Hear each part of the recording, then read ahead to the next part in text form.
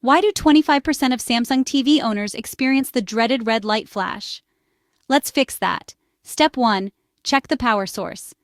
Make sure your power cord is securely plugged into the wall and the TV.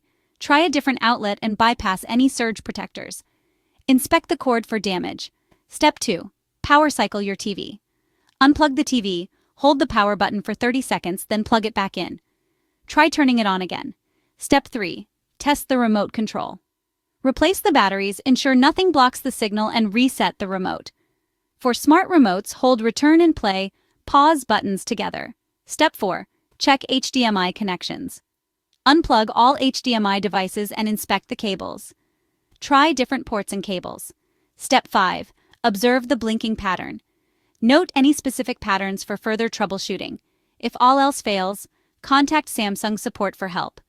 Visit their website or call for assistance. And remember, avoid DIY repairs to keep your warranty intact.